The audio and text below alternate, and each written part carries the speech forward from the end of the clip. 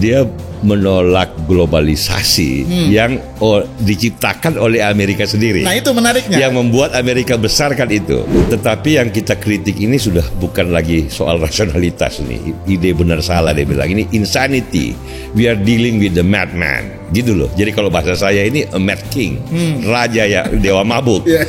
Yang kita sangka negotiating device, yang kita sangka cuma janji pemilu, yang tidak benar-benar mau dilakukan. Loh, ini kok jadi serius banget. That is not the way to lead the strongest, the richest country in the world.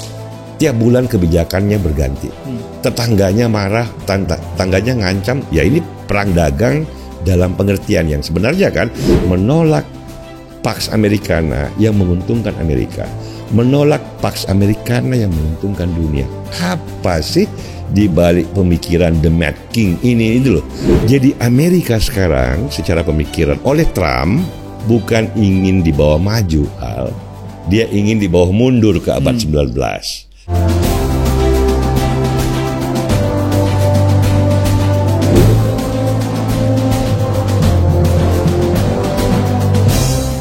Halo semuanya, jumpa lagi di podcast Freedom Institute. Seperti biasa kita akan membahas isu-isu yang sekarang lagi rame dalam lanskap global ya, internasional, dengan membawanya kepada pemikiran diskusi mengenai ide-ide, mengenai buku. Dan saya bersama Dr. Rizal Malarangeng, Celi. Halo Cel.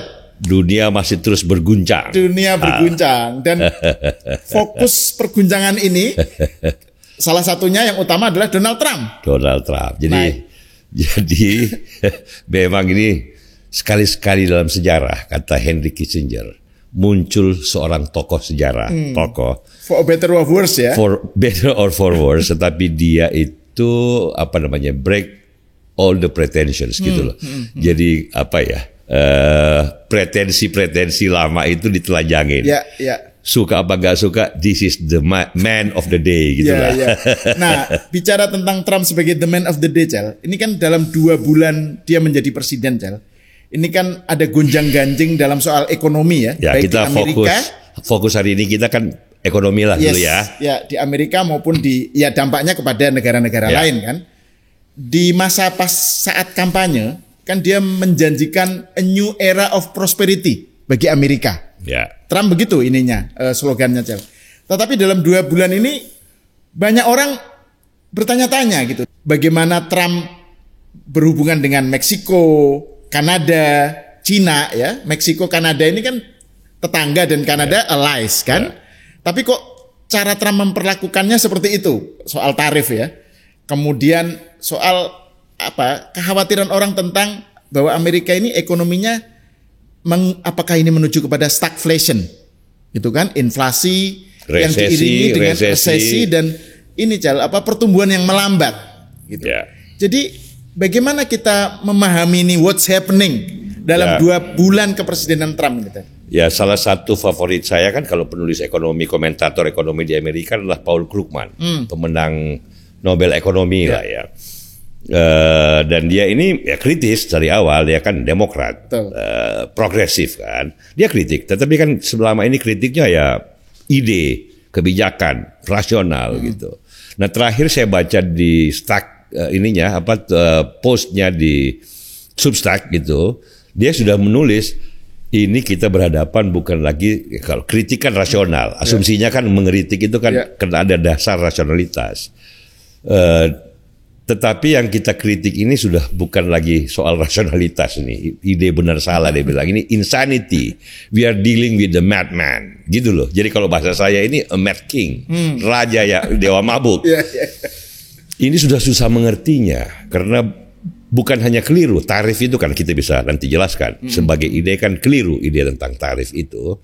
Tetapi dengan cara tarif mundur lagi, itu kan sudah menciptakan, itu aja menciptakan ketidakpastian yang luar biasa kan. Ini dan bukan hanya soal tarif maju mundur, tapi juga dengan Kanada misalnya. Nah ini kan Kanada sama Meksiko itu kan bukan hanya tetangga terdekat ya, dengan 6.000 km perbatasan atau dengan Meksiko 3.000 atau 4.000 km, tapi juga partner dagang terbesarnya kan.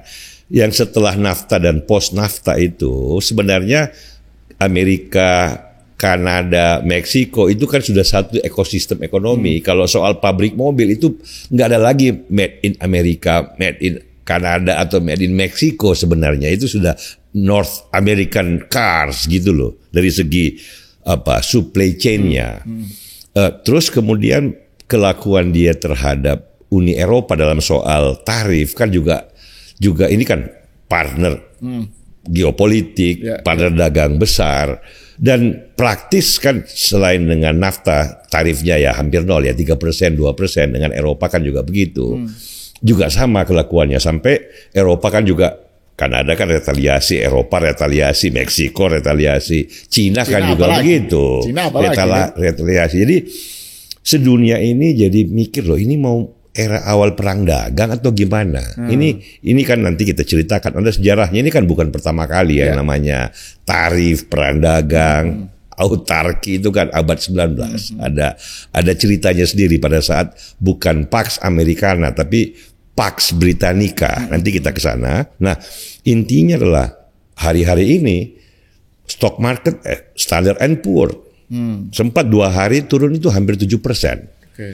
Nah, orang terkejut karena orang menyangka bahwa tarif tadi kan Sahal bilang Make America Great Again waktu kampanye kan, golden days of America, new era of prosperity itu kan janji kampanye. Orang kan sebagian besar kan orang kayak saya atau Paul Krugman yang di Amerika, yang top-topnya Amerika itu kan ya kritik tapi kan ada dasar pengalaman 4 tahun di bawah Trump kan, ya boleh aja kritik, tetapi 4 tahun yang awal Trump itu, ekonomi Amerika kan tidak gonjang-ganjing. Bahkan stock market itu selama 4 tahun kurang lebih meningkat S&P itu sekitar 20%. Kan jadi orang yang mendengarkan Trump bilang inilah, bilang itulah, mau ancam tarif, orang seperti saya juga, saya pikir itu adalah tactical method ya kan, pendukungnya kan harus negotiating device, call tinggi kepada partner dagang atau kompetisi dagang atau ide politik untuk pemilu, menang pemilu gitu loh. Enggak benar-benar mau dilakukan, apalagi dilakukan dengan cara madman, dengan cara seorang mad king gitu loh. Nah, yang terjadi dalam 2 bulan terakhir yang kita sangka negotiating device, yang kita sangka cuma janji pemilu, yang tidak benar-benar mau dilakukan. Loh, ini kok jadi serius banget. Ini kok jadi kelihatannya mau merusak banget. Kalau kata Paul Krugman, we are dealing with insanity. Not only a rational politician yang dia boleh suka apa nggak suka, tapi kan diajak berdebat ada dasarnya. Kalau ini dia bilang a madman. Ini sudah. Saya langsung teringat Game of Thrones. Ada Mad King. Mad King. Kan? Itu makanya saya kan bilang Mad King kan dari allusion dari Game of Thrones. Nah, jangan lupa sekarang stock market yang tadi tanking itu kan ada angkanya, nanti di YouTube dilihatkan 4 tahun Trump ya. Kemudian apa yang terjadi 2 bulan itu kalau kita bandingkan awalnya sudah langsung kayak nyungsep.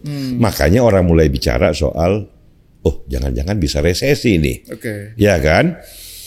Ini aja kan membicarakan Amerika kan ekonominya 3 tahun terakhir kan bagus sekali. Bahwa sekarang orang yang mulai agak cemas dan within 2 months ya. Within 2 months orang sudah kebayang, aduh, ini bisa resesi nih kalau kayak gini terus-menerus. Kalau resesi Amerika, jangan lupa kenapa kita penting bicara Amerika. Karena kan Amerika GDP-nya itu 28-29 triliun US dollar, terbesar di dunia.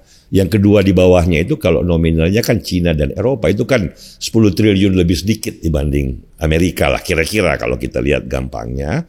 Sehingga kalau Amerika terjadi ancaman ekonomi downturn yang tajam, kan dunia juga merasa bahwa Eropa tumbuhnya rendah, Cina juga agak goyang.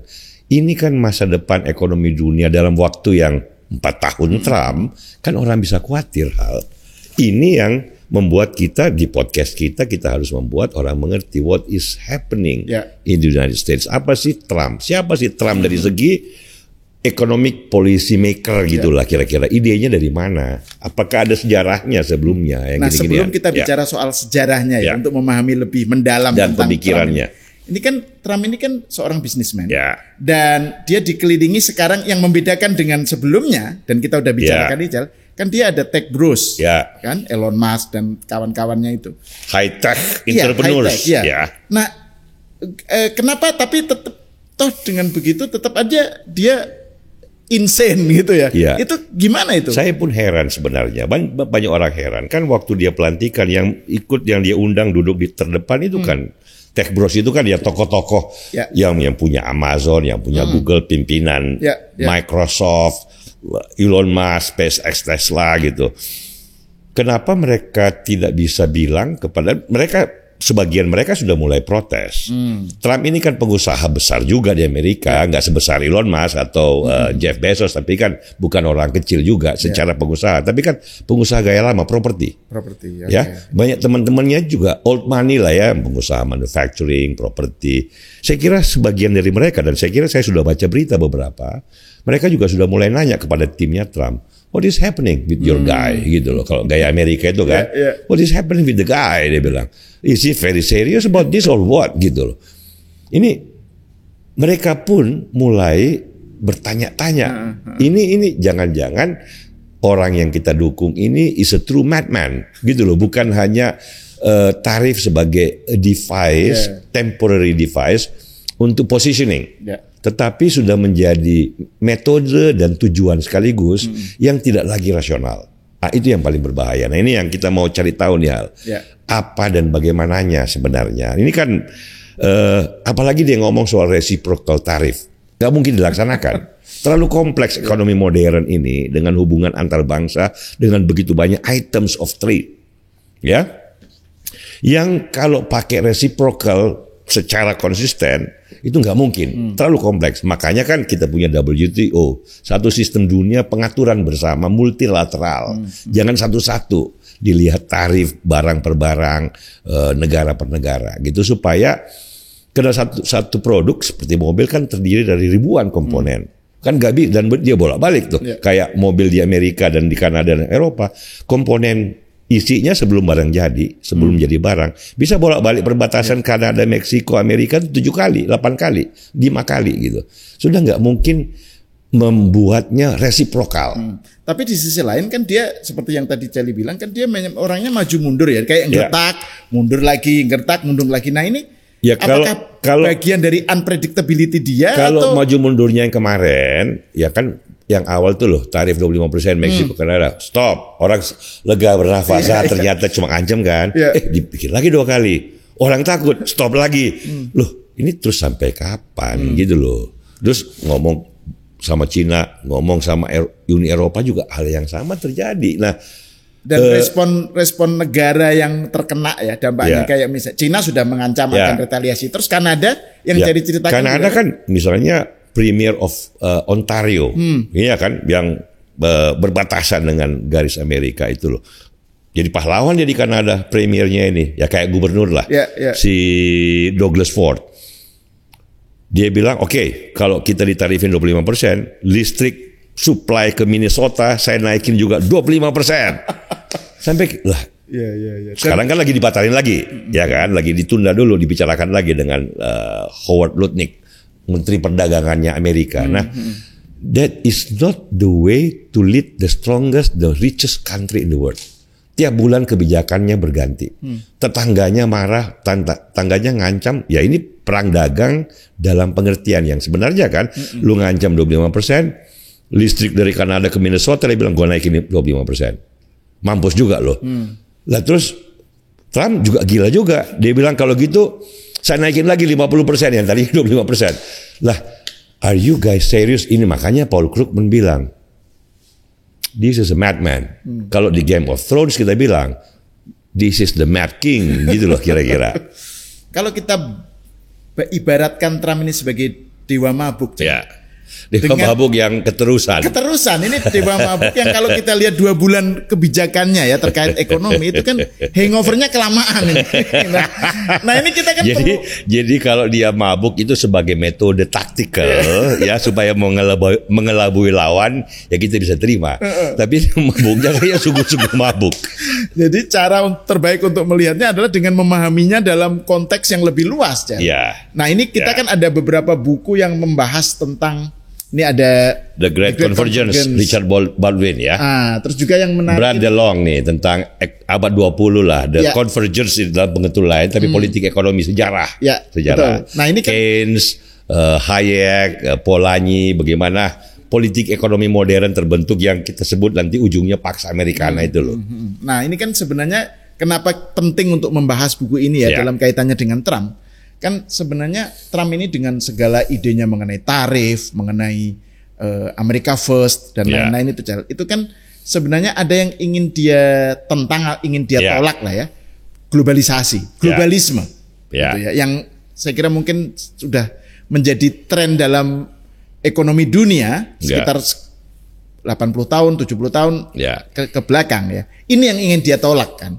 Nah ini gimana Cel memahami Trump ya dalam kaitannya dengan globalisme yang ingin dia lawan itu? Dia menolak globalisasi yang diciptakan oleh Amerika sendiri. Nah itu menariknya. Yang membuat Amerika besar kan itu. Globalisasi yang justru dipimpin oleh Amerika sendiri gitu ya. Globalisasi diawali oleh Pax Britannica kan, dan ada penentangnya abad 19 itu, yaitu Jerman dan Amerika waktu itu. Nanti kita cerita sejarah, tapi ini ironinya kan. Nah, Trump memposisikan dia sebagai penentang globalisasi yang seolah Amerika di bawah Pax Britannica lah kira-kira abad 19. Tapi itu sejarah tersendiri yang kita ceritakan nanti. Tapi intinya adalah Trump ini ingin mendekonstruksi, kalau kita pakai bahasa kaum postmodernis itu, sebuah dunia ciptaannya sendiri, yaitu Pax Americana, globalisasi ekonomi. Kan kita ini kan ada geopolitiknya, ada macam-macam, tapi kan kita fokus ke ekonominya dulu. Terutama podcast hari ini kedua, ya itulah yang disebut Pax Americana kan itu. Setelah Perang Dunia Kedua kan dibuatlah oleh Amerika, dipimpin Amerika ya, Bretton Woods Conference kan, ada IMF, ada World Bank, terus abis itu ada GATT yang kemudian jadi WTO, lembaga multilateral yang mengatur perdagangan dunia lah, supaya jangan kayak tadi bilateral resiprokal tarif gitu loh. Jadi, dan itu selama 80 tahun kan sukses besar.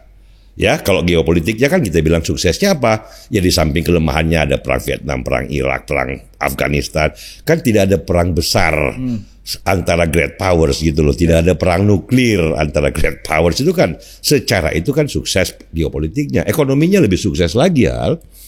Jerman dan Jepang yang semula hancur karena Perang Dunia Kedua kalah kan, dibangun kembali, dibantu oleh Amerika. Setelah Jerman Jepang kan muncul di Asia luar biasa kan, ada Taiwan, ada Korea Selatan, Malaysia, Singapura. Kita juga ikut setelah Bung Karno, Pak Harto dengan Orde Baru sampai sekarang. Kita tumbuh terus 8%, 7%, 6%, 5%. Jadi ekonomi to some extent China, ya kan? Hasil setelah kita Cina kan mulai dan diterima di WTO 2001 makin kencang lagi gitu loh. Jadi itu berkah globalisasi juga. Berkah. Gitu. Kalau nggak globalisasi nggak mungkin. Nanti kita bicara teorinya. Kalau nggak globalisasi nggak bisa kita maju cepat, nggak bisa Cina maju cepat. Apalagi negara kecil kayak Singapura. Singapura punya apa bisa maju. Hong Kong bisa apa punya maju, bisa maju. Taiwan punya apa bisa maju. Kalau bisa untuk bisa maju, kalau bukan karena globalisasi dan kemungkinan yang diberikan oleh globalisasi.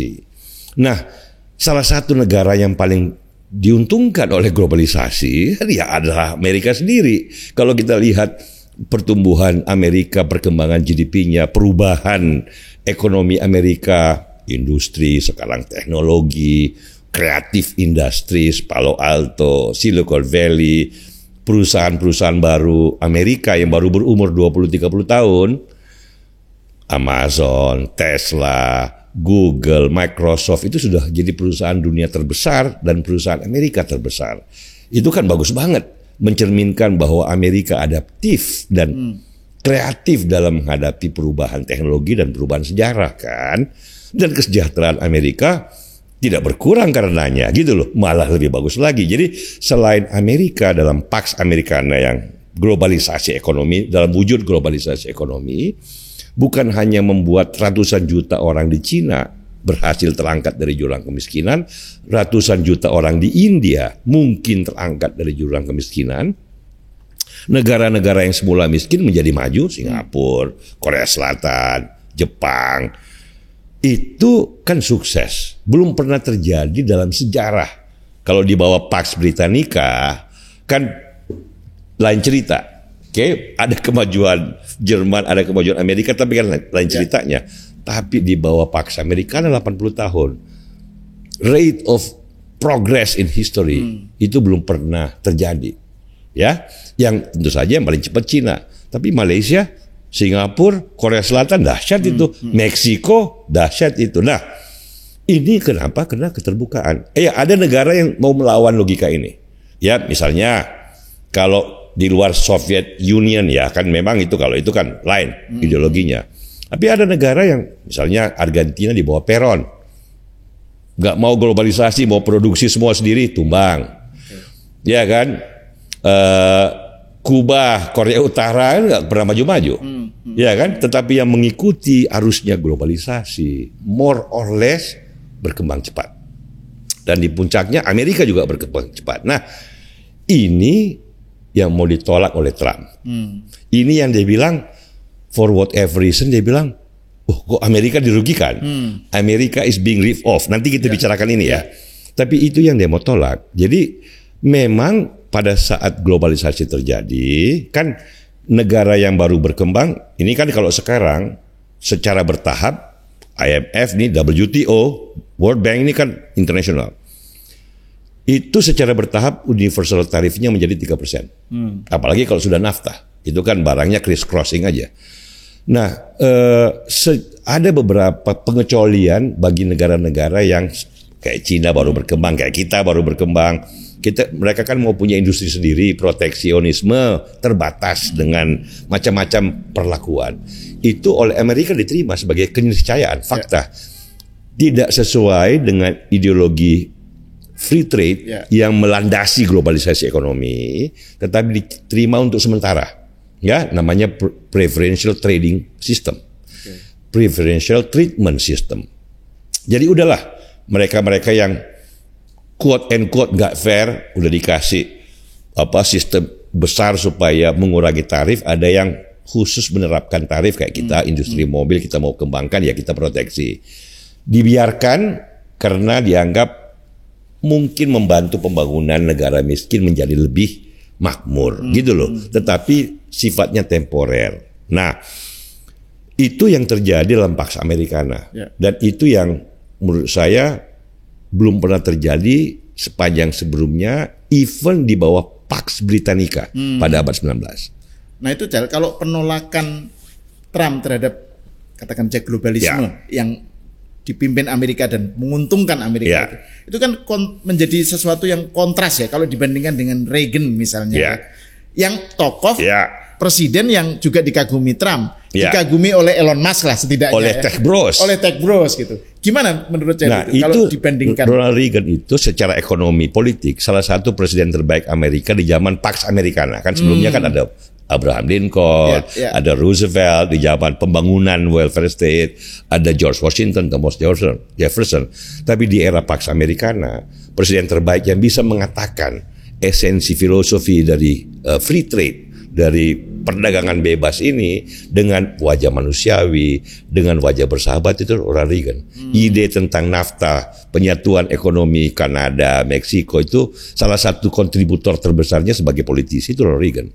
Dan dia katakan perbatasan Kanada itu bukan pemisah antara kita, Kanada dan rakyat Amerika, maksudnya rakyat Kanada, but that is a meeting place. That is a melting pot between two of us.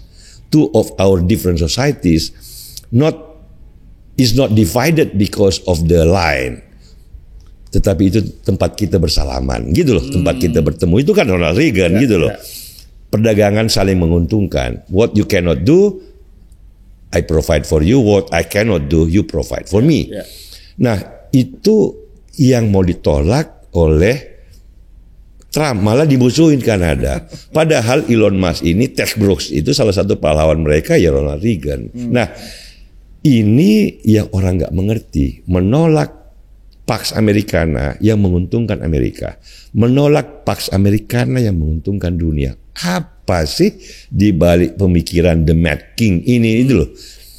Ini yang orang berusaha mengerti sekarang, jangan-jangan ini problem psikologis, bukan problem ekonomi politik, bukan problem pemikiran, tapi jadi memang dianya eratik gitu. Memang orangnya kayak gitu, dia yang penting ego, tetapi kita coba pahami deh, karena kan pasti ada kenapa, apa sih tarif? Ya kan sebagai ide kan bukan ide baru, ini kan bukan cuma di zaman Trump kan mempahlawankan juga salah satu presiden Amerika. Akhir abad 19, awal abad 20, McKinley yang jadi puncak gunung gitu loh. McKinley. Nah, ini kita ceritakan nanti sejarahnya, tapi intinya ini bukan ide baru hal. Apa yang dikatakan America First itu kan juga bukan ungkapan baru di Amerika. Apa namanya tarif Trump bilang kata-kata paling indah di telinga dia itu tarif. Itu bukan ide baru, itu bukan kata baru. Itu lahir di abad 19. Nah, saya ingin mendalami lebih jauh nih, Cal, tentang obsesi Trump terhadap tarif. Ya.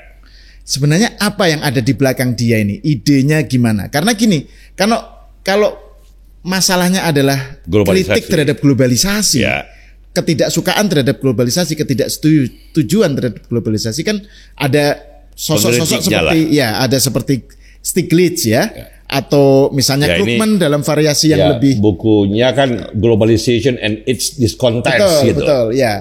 Tapi ini kan beda gitu ya. Ini kan tarif yang dimaui Trump dengan segala pernik-perniknya. Ini bagaimana kita memahaminya? Ya, dia bukan kayak Stiglitz gitulah ya. Artinya ini kan keluarga besar ekonom itu kan punya kelemahan dan kelebihan, itu kan biasa itu. Tapi ini bukan yang biasa. Ini sudah kan misalnya Trump, kata-kata yang sering dia ungkapkan itu bahwa dalam Pax Americana di mana semua negara maju, termasuk sebenarnya Amerika juga maju pesat, itu dia bilang Amerika is always being ripped off by friends and foes, oleh kawan dan lawan. Yang dia, maksudnya kawan itu kan ya NATO countries lah ya, Jerman yang dia bantu, Jepang yang dia bantu, ripping us off gitu loh. Creeping itu kayak nyopetin, ngambilin punya dia secara culas, morotin gitu loh. Jadi itu yang dia lihat tentang globalisasi ya kan, bahwa ini pabrik di Amerika pindah ke Kanada, pindah ke Meksiko gitu loh, pindah ke Cina, pindah ke Bangladesh. Ya kan dia sebenarnya itu nggak benar, karena pabrik pindah kan ada pabrik baru gitu loh. Yang pabrik sendal, pabrik kaleng-kaleng pindah ke negara yang lebih murah gitu loh. Di sana pabriknya otak yang jadi penentu kreativitas, tapi itu kan nanti itu soal ide ya. Tapi intinya kan dia mau bilang itu, bahwa kita diculasin nih, mereka sekarang makin kaya, kita makin miskin. Kira-kira kayak gitu ya. Kita makin susah, mereka kok senang gitu dengan Pax Americana gitu. Jadi dalam geopolitiknya mereka bilang, lu bayar dong sekarang Jerman, Jepang gitu loh. Ya kan, kita udah bayarin lo. Kalau dalam ekonominya gue tarifin lo sekarang. Kalau nggak pindahin pabrik lo ke tempat kita gitu loh. Kira-kira kayak gitu maunya ya.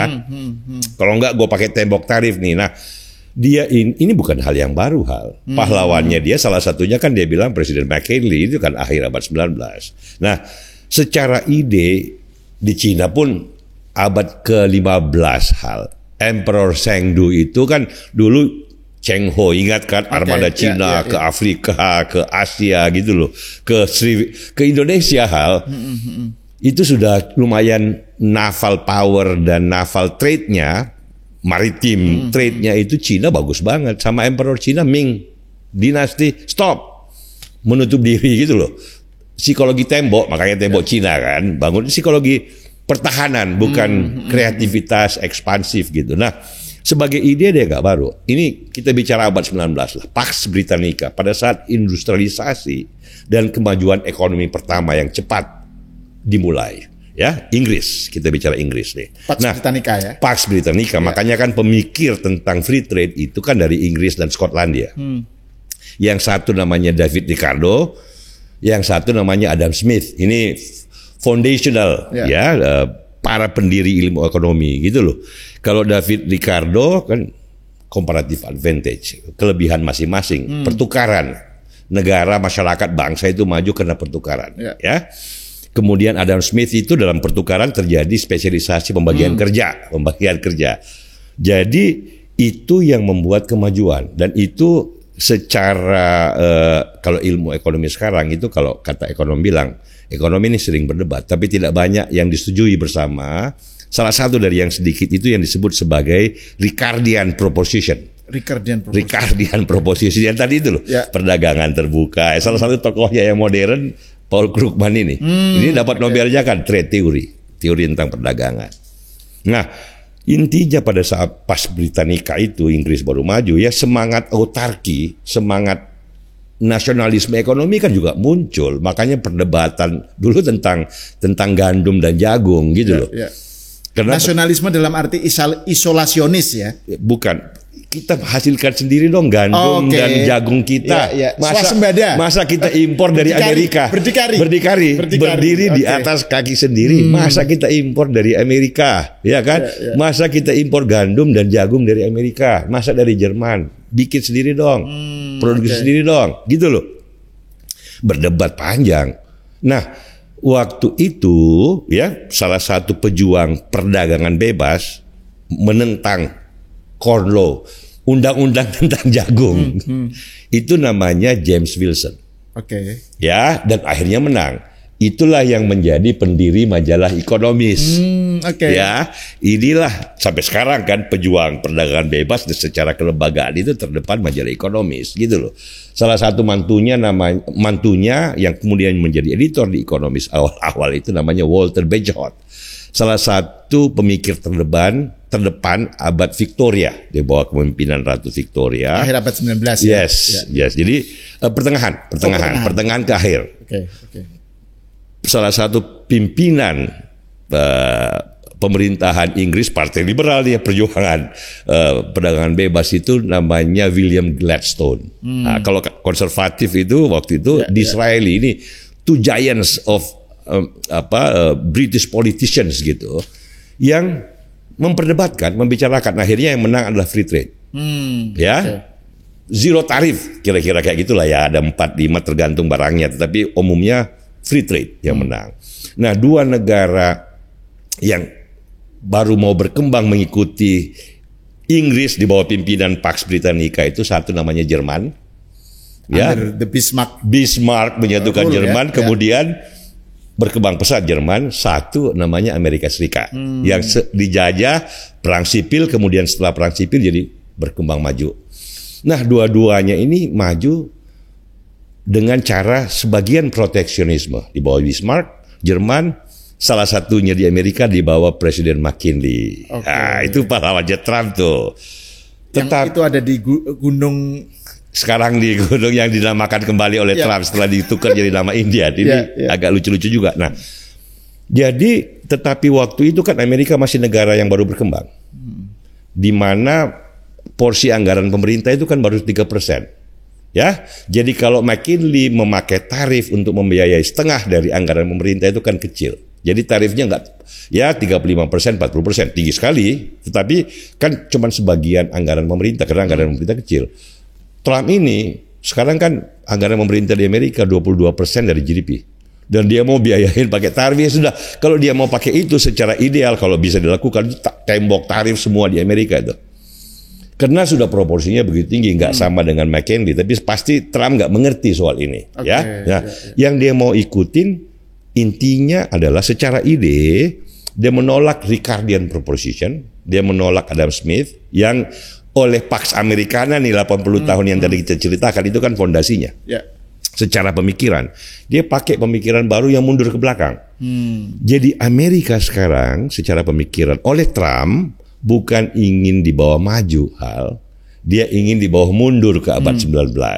Di situ ironinya, paradoksnya kan di situ. Sementara Trump ini kan teman-temannya justru orang-orang yang membawa Amerika ke masa depan. Bukan hanya tech bro sekarang kan, tapi juga ini sekarang ini zamannya artificial intelligence. pendukung Trump ini kayak Elon Musk, orang-orang terdepan di dalam artificial intelligence yang akan menjadi masa depan Amerika. Ini kita bahas di segmen berikutnya. Tetapi kira-kira ide Trump yang ada ini kan bukan ide baru, Hal. Ide yang lahir bersamaan sebagai reaksi terhadap ide perdagangan bebas, terhadap Ricardian proposition. Kalau sekarang hampir semua ekonom, ya, yang bukan komunis ya, yang bukan yang gaya lama itu, sepakat dengan Ricardian proposition dengan berbagai tentu saja kritik dan tambahan sana sini. Orang kayak Paul Krugman, saya bukan ekonom Hal, tapi saya mengikuti perdebatan di antara mereka. Orang kayak Stiglitz bukan menolak globalisasi, bukan menolak Ricardian proposition. Nggak ada alternatifnya Ricardian proposition. Yang dikritik oleh Stiglitz kira-kira tentang inequality. Ya, yang lahir dari globalisasi. Memang kan ada problem ini kalau kita bicara teori ya. Perdagangan kayak di Amerika ini kan sebenarnya basis sosial kritik Trump. Begitu pabrik berpindah, ganti dengan teknologi, dengan pabrik gaya baru, pabrik macam-macam, kan ada wilayah-wilayah terkonsentrasi di mana yang dulu pabrik mobil tiba-tiba nggak ada pabrik lagi karena pindah ke Meksiko. Secara natural kan mestinya kalau dia masih muda dan pinter, dia pindah ke daerah lain di mana katakanlah Silicon Valley, New York. Industri kesehatan yang bertumbuh itu kan banyak peluang kerja lain, tapi kan sebagian orang tidak mau pindah dari tempatnya, apalagi yang sudah berumur di atas 50-60 tahun. Jadi mereka yang kalah dalam globalisasi ini kata berbagai teori yang muncul terhadap asesmen pada globalisasi itu ada masalah memang pada lokasi-lokasi di mana orang-orangnya menua, tidak mampu bersaing, tidak punya harapan banyak. Ya, ini daerahnya J.D. Vance nih misalnya. Pegunungan Appalachia di Kentucky yang fentanyl, yang mabuk-mabukan, tidak ada pekerjaan karena pabrik-pabrik lama pindah. Atau bukan cuma pindah, tapi memang bukan lagi saatnya. Karena kan itu kan ada revolusi industri pertama, kedua, ketiga, sekarang revolusi industri keempat dengan artificial intelligence.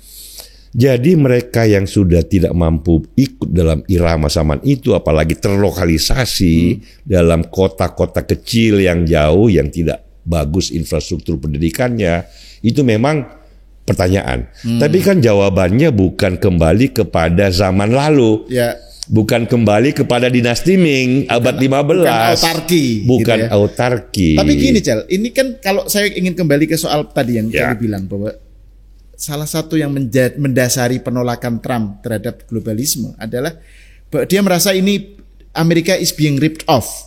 Nah itu apa yang mendasari tidak ada hal itu yang semacam itu dari Trump? Itu karena faktanya kalau ekonomi Amerika menurun, ya itu kan orang bilang oh ya ada sebabnya, pasti you are being ripped off. Amerika tumbuh tuh 2,5%, 3%, katakanlah 3 tahun terakhir. Malah Uni Eropa, Jerman itu yang 5%, 6%, 7%, 8%, kurang dari 1%. Yang mestinya mengeluh di rip off oleh Cina kan Jerman. Bukan Trump. Jadi yang orang bilang, makanya Paul Krugman bilang, I cannot understand this guy. Nggak ada fakta sama sekali. Dia mengatakan Amerika dirugikan, Amerika yang paling kuat kok berkembang lagi dengan bagus gitu loh. Nah, ini yang membuat paradoks of the madman. Ini kalau saya kata-kata saya nih gara-gara Game of Thrones. Paradox of the madman gitu loh. Mad King. The Mad King gitu loh. Paradox of the Mad King. Ini there is no factual basis of the assertion bahwa Amerika dirugikan oleh globalisasi. Amerika dirugikan oleh free trade. Memang semua negara kan ada yang tertinggal. Nggak ada negara semua orangnya maju. Cina masih punya ratusan juta orang miskin. Gitu loh. Kita masih punya 100 juta orang yang dalam batas kemiskinan. Kita semua mau memajukan mereka. Nah, di Amerika juga ada problem itu. Tetapi kan tidak dengan kembali 5 abad yang lalu atau ke abad 19. Jawabannya, dia harus bawa rakyat Amerika ke masa depan. Itu yang paling penting hal. Nah, nanti ada buku yang sangat bagus tentang ekonomi Amerika. Dari Robert J. Gordon, ini profesor ekonom, mesti dapat Nobel juga kalau ada Historian of Economics gitu. Dia profesor dari Northwestern University. The rise and fall of American growth. Ya, dia melihat bagaimana perubahan teknologi ya mendorong naiknya produktivitas Amerika. Puncaknya di tahun 20, 30, tahun 50-an. Setelah itu teknologi berubah, nggak terlalu tumbuh lagi. Tapi kalau dia menulis hari ini memasukkan faktor artificial intelligence, barangkali Profesor Gordon akan berkata the new impetus of growth. Nah, yang seperti ini yang bagus dibaca untuk melihat tren masa lalu dan masa depan, bukan dengan bermimpi tentang kembalinya era Presiden McKinley di Amerika Serikat. Itu kan masa lalu. McKinley pun di akhir pemerintahannya juga tidak sefanatik Trump dalam melihat tarif. McKinley itu kan melihat sebagai device untuk pembiayaan beban pemerintah yang waktu itu masih kecil banget dibanding dengan GDP-nya, gitu loh. Tapi kan Trump anehnya kan dia businessman, dia mesti mengerti fakta-fakta ekonomi yang berkembang. Dia nggak pernah baca bukunya Robert Gordon, nggak pernah baca Krugman, nggak pernah. Ini yang paling bagus nih. Kalau dia mau baca tentang globalisasi, bagaimana itu kan Richard Baldwin. Nah, that's the fact of life now. Yeah. Kita bersimpati pada rakyat Amerika dalam prahara the Mad King. Masalahnya kan Amerika is not only Amerika. Amerika is also the biggest player in the world. Ini yang bikin kita semua saya kira pusing. Terima kasih Celi, Rizal Malarangeng. Pemirsa, sampai di sini dulu. Kita berjumpa lagi di podcast berikutnya.